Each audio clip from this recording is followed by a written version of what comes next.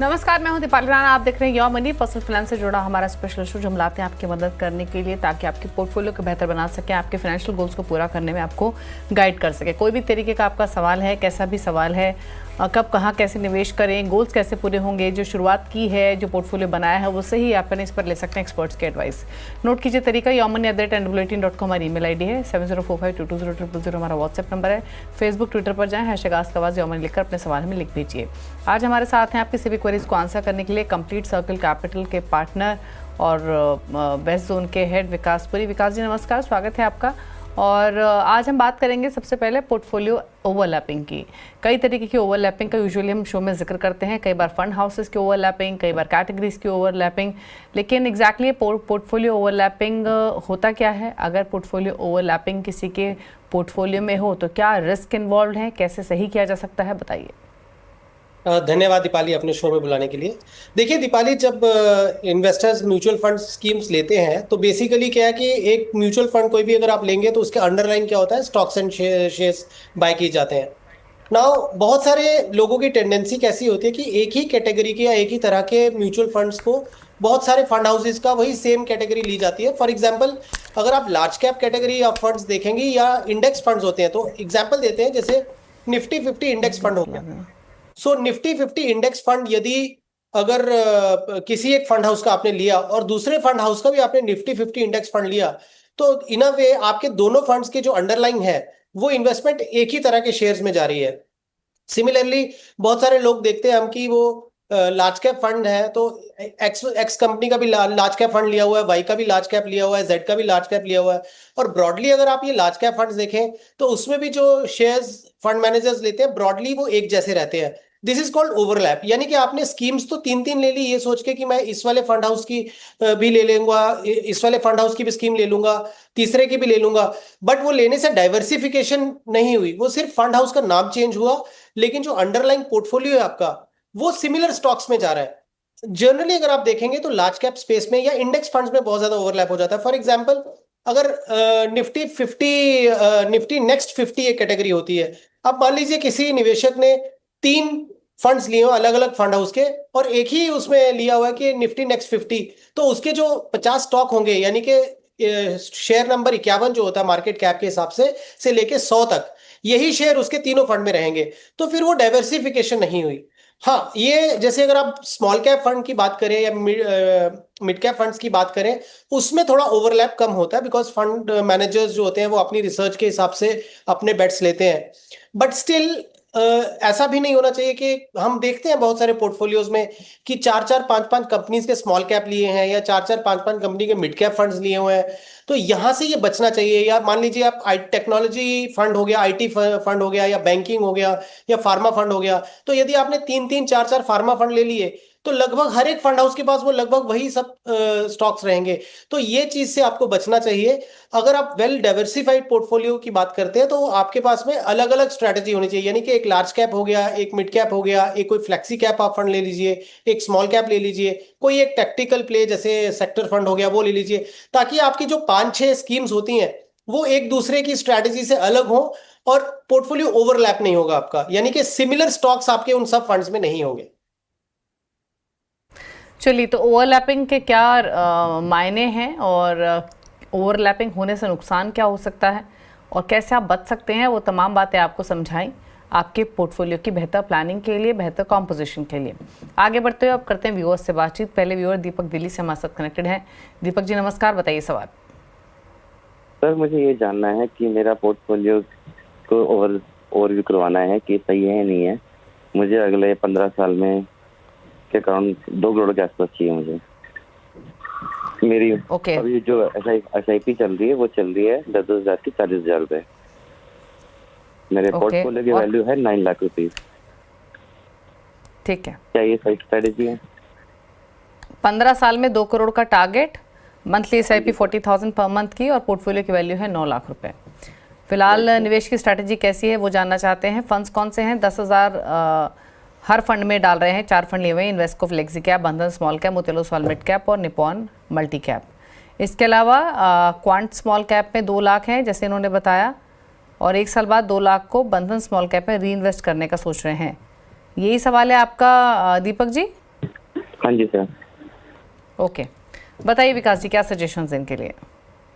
तो दीपक जी, आपने एक अच्छी चीज क्या की है कि 40,000 रुपए इन्वेस्ट कर रहे हैं, 4 स्कीम्स में कर रहे हैं। तो ये एक अच्छा होता है, नहीं तो जनरली लोग ओवर डाइवर्सिफाई कर देते हैं कि मतलब मैं 5-5 हज़ार की 8 स्कीम्स ले लूंगा या ऐसा। तो आपने बहुत अच्छी स्ट्रैटेजी रखी है। आपके ओवरऑल पोर्टफोलियो का कंस्ट्रक्शन भी मुझे अच्छा लगा। लेकिन अगर आप फ्लेक्सी कैप कैटेगरी में जाना चाहते हैं, क्योंकि आपने कॉन्सेंट्रेटेड पोर्टफोलियो बनाया है, तो स्टे विद द बेस्ट। तो आप पराग पारिक फ्लेक्सी कैप या HDFC फ्लेक्सी कैप, इन दोनों में से कोई एक फंड ले लें जो आपका कंफर्ट लेवल जहाँ पे आता हो। और जो आपने ऑलरेडी इन्वेस्ट किया, मैं ये नहीं बोल रहा हूँ कि आप इमीडिएटली निकाल दीजिए। आप उसमें बने रहिए और फिर थोड़ा ट्रैक करिए, और जब आपको लगे कि एग्जिट फ्री आपका हो गया है, मतलब कोई लोड नहीं लगेगा आपको, तो आप एग्जिट कर सकते हैं। आपने खुद ही बोला है कि आप जो क्वांट का स्मॉल कैप फंड है वो बंधन स्मॉल कैप में मर्ज करना चाहते हैं। तो इट्स ए राइट स्ट्रैटेजी, आप उसको जरूर करें जब आपको अपॉर्चुनिटी मिले इसकी। बाकी आप अपने पोर्टफोलियो को कंटिन्यू कर सकते हैं। जो आपने टारगेट की बात की, 40,000 का आपका सिप चल रहा है और 9 लाख का आपका ऑलरेडी लमसम हो चुका है। यदि मैं थोड़ा सा कंजर्वेटिव फिगर लेके चलता हूँ कि 12% की CAGR से आपका पोर्टफोलियो ग्रो करे, तो 15 साल में लगभग 1,18,00,000 के आसपास आपका कॉर्पस बनेगा। अगर यही पोर्टफोलियो मान लीजिए 15% की दर से ग्रो करता है, तो लगभग 1,40,00,000 होगा। हालांकि बहुत हद तक चांसेस हैं कि 15% की CAGR मेंटेन की जा सकती है, बिकॉज जो आपने फंड्स लिए हैं, अगर उनका ट्रैक रिकॉर्ड देखें, तो लगभग इस तरह की रिटर्न वो जनरेट करते आए हैं। और उम्मीद करते हैं अगर आगे भी ऐसा रहा, तो आप पॉसिबिलिटी है कि आपका पोर्टफोलियो जो है वो 1,40,00,000 या 1,50,00,000 के आसपास आ जाए। लेकिन 2 करोड़ के हिसाब से आपका पोर्टफोलियो जो है वो शॉर्ट पड़ रहा है। नाउ अगर आप बहुत कंजर्वेटिव फिगर लेके चलते हैं, तो आपको लगभग 65,000 का सिप करना पड़ेगा monthly to achieve 2 crore in 15 years. But जैसा मैंने बोला कि अगर वो आपका पोर्टफोलियो 15% से ग्रो करता है, तो हो सकता है आपका वो 58,000 या 60,000 की सिप से भी हो जाए। बट आपको सिप अमाउंट तो ज़रूर बढ़ाना पड़ेगा, ये बात तय है। अगर आप सिप अमाउंट नहीं बढ़ाना चाहते हैं, तो आपका जो भी टारगेट है वो आप 2 से 3 साल के लिए उसको एक्सटेंड कर दीजिए। ओके, चलिए, तो ये सलाह आपके लिए दी गई है आपके पूरे पोर्टफोलियो को लेकर। बात करते हैं अगले व्यूअर से। अनंत है हमारे साथ। अनंत, नमस्कार, बताइए क्या सवाल है आपका? नमस्ते। मेरा सवाल ये है कि अभी के तारीख में मेरा जो ये है म्यूचुअल फंड का पोर्टफोलियो, उसका वैल्यू 33,30,000 है। और मैं करीबन, मेरे पास 15 साल का समय है और मेरा जो टारगेट है वो 2 से 3 करोड़ का है। और आज की तारीख में करीबन 16,000 की SIP मेरी चालू है। तो मुझे पूछना ये था कि जो फंड मैंने सिलेक्ट किए हुए हैं, तो क्या वो फंड सिलेक्शन सही है क्या, कि उसमें कुछ चेंजेस की गुंजाइश है?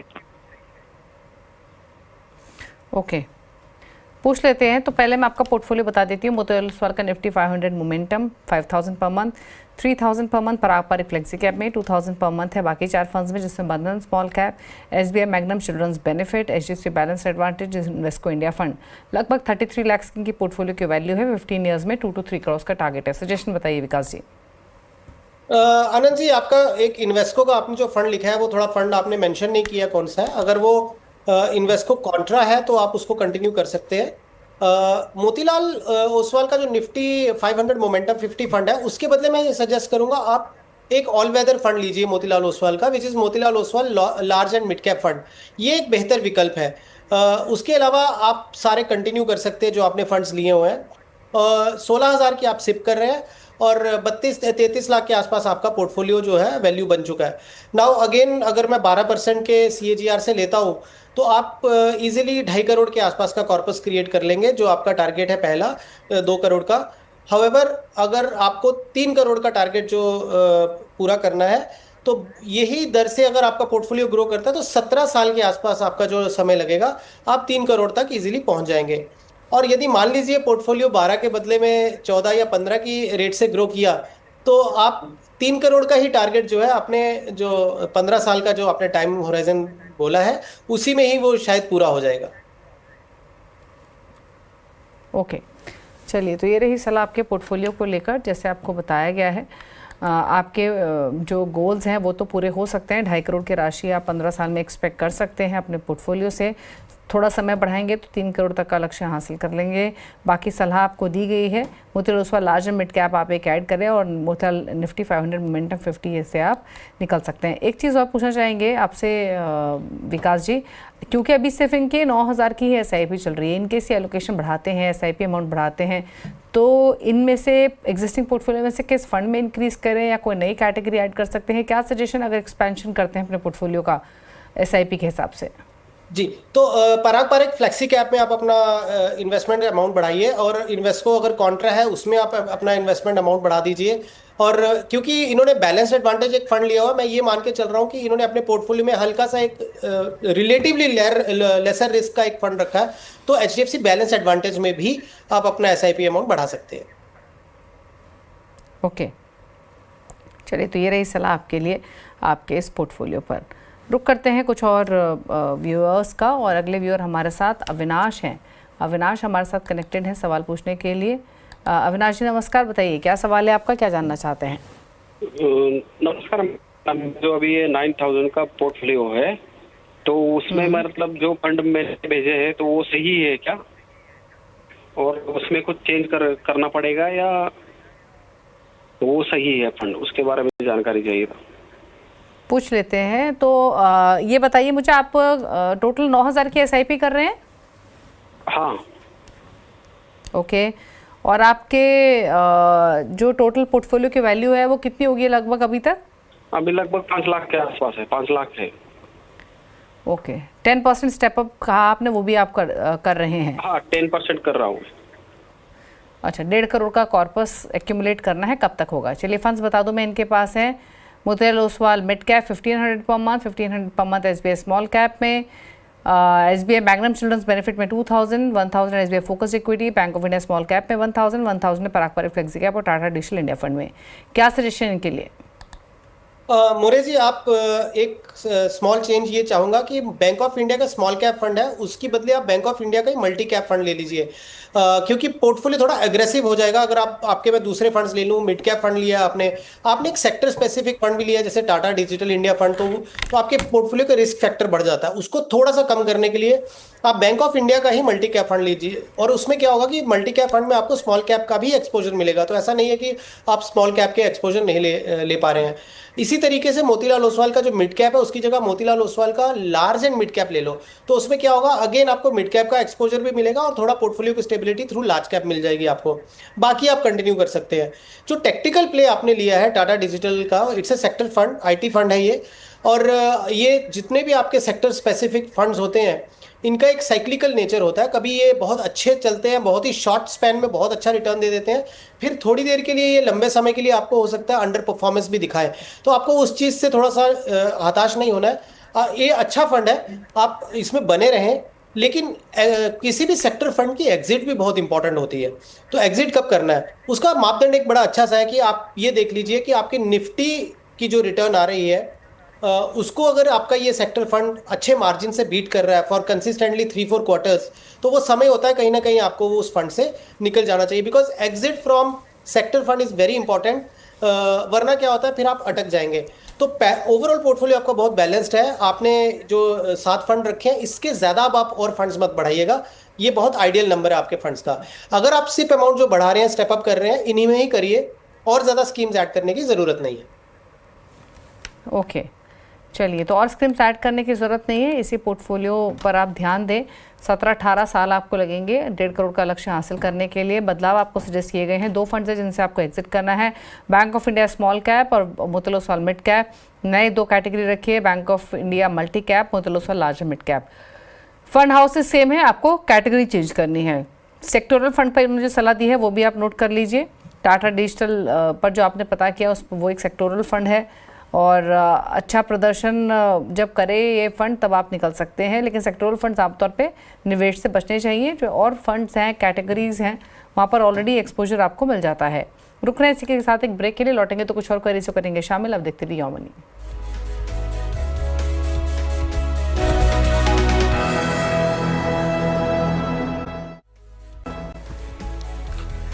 आप देख रहे हैं यो मनी और हमारे साथ विकास पुरी बने हुए हैं क्वेरीज को आंसर करने के लिए। लेते हैं कुछ और क्वेश्चंस, और अगला सवाल पूछने के लिए अरुण कुमार झांसी से हमारे साथ मौजूद हैं।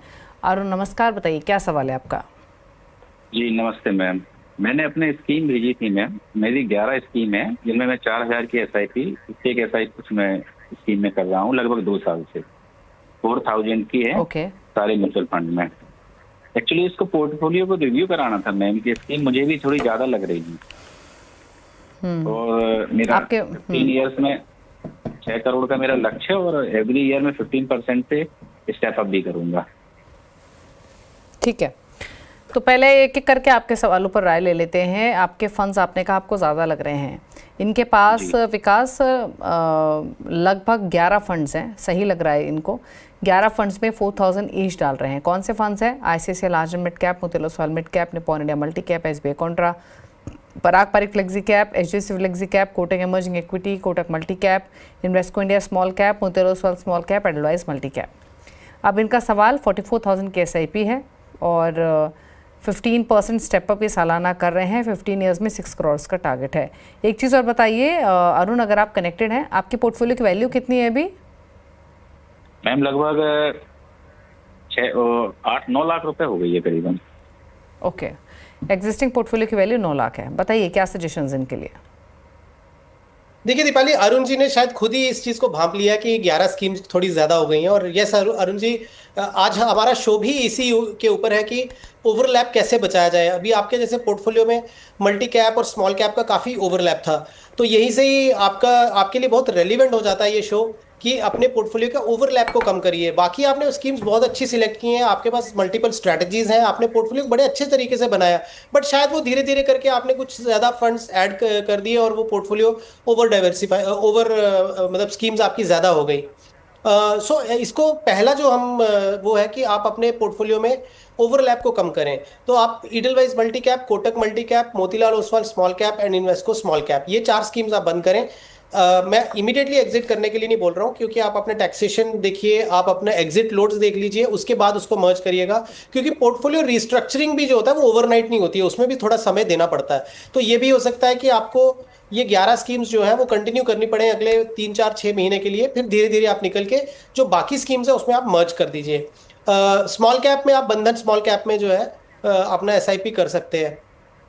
सो 12% से अगर आपका ये पोर्टफोलियो ग्रो करता है, क्योंकि आपने 9-10 लाख के आसपास अपनी पोर्टफोलियो वैल्यू बोली है, तो लगभग 5.25-5.5 करोड़ के आसपास आपका कॉर्पस बन जाएगा अगले 15 साल में जो आप बनाना चाहते हैं।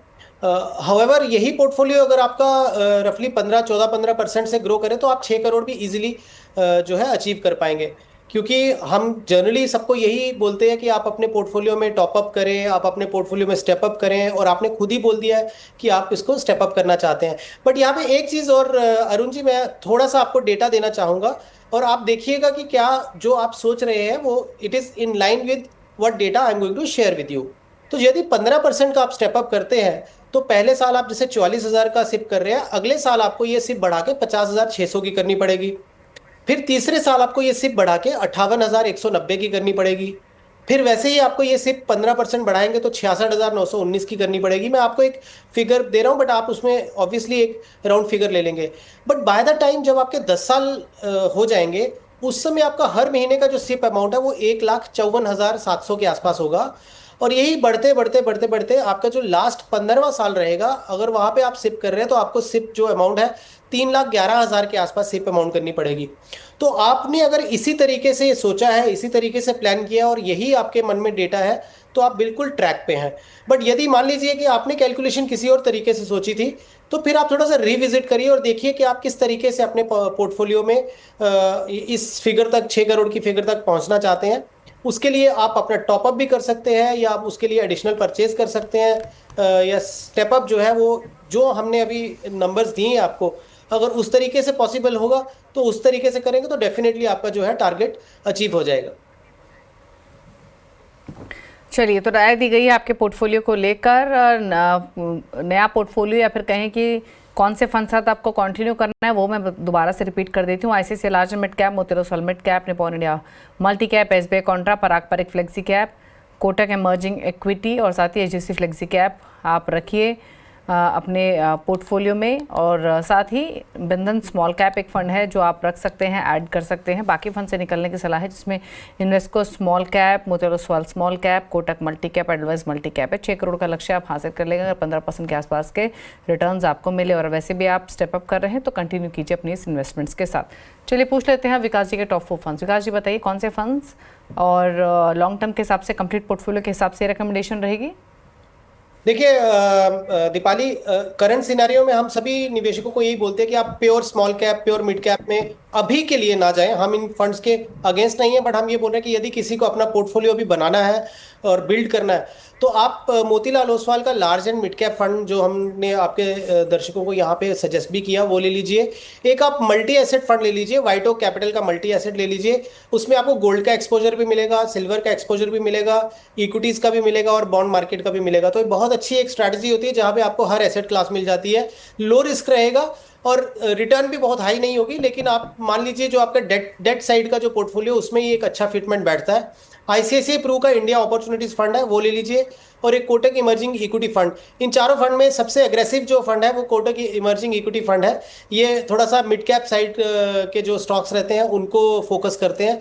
तो ये 4 फंड से अगर आप पोर्टफोलियो बनाएंगे अभी कोई, तो एक अच्छा पोर्टफोलियो बिल्ड हो सकता है। ओके चलिए, तो Motilal Oswal large and mid cap, white oak capital multi asset, ICICI Pru India opportunities, Kotak emerging equity, ये 4 फंड्स रहेंगे। ये 4 फंड्स मिलाकर आप पोर्टफोलियो क्रिएट कर सकते हैं। लॉन्ग टर्म के हिसाब से ये रिकमेंडेशंस आपके साथ शेयर की गई हैं। चलिए इसी के साथ शो में तो इतना ही। विकास जी शुक्रिया शो में आने के लिए और सभी क्वेरीज को आंसर करने के लिए। यो मनी में इतना ही। ब्रेक के बाद भी खबरें जारी हैं। नमस्कार।